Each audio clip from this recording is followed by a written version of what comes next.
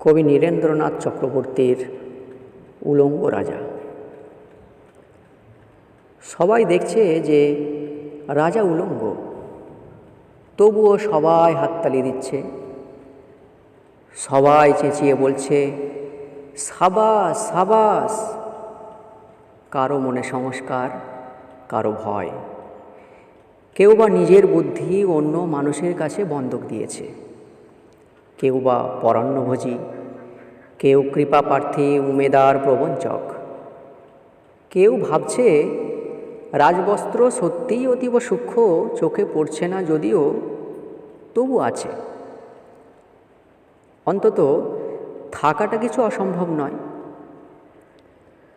গল্পটা সবাই জানে, কিন্তু সেই গল্পের ভেতরে শুধুই প্রশস্তি বাক্য উচ্চারক, কিছু আপাদমস্তক ভীতু ফন্দিবাজ অথবা নির্বোধ স্তাবক ছিল না, একটি শিশুও ছিল, সত্যবাদী সরল সাহসী একটি শিশু।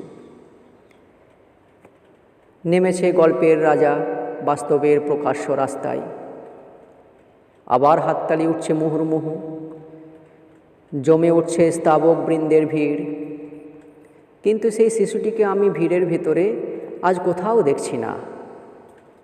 শিশুটি কোথায় গেল? কেউ কি কোথাও তাকে কোনো পাহাড়ের গোপন গুহায় লুকিয়ে রেখেছে, নাকি সে পাথর ঘাস মাটি নিয়ে খেলতে খেলতে ঘুমিয়ে পড়েছে কোনো দূর নির্জন নদীর ধারে কিংবা কোনো প্রান্তরের গাছের ছায়ায়? যাও, তাকে যেমন করেই হোক খুঁজে আনো। সে এসে একবার এই উলঙ্গ রাজার সামনে নির্ভয়ে দাঁড়াক, সে এসে একবার এই হাততালির ঊর্ধ্বে গলা তুলে জিজ্ঞাসা করুক, রাজা তোর কাপড় কোথায়?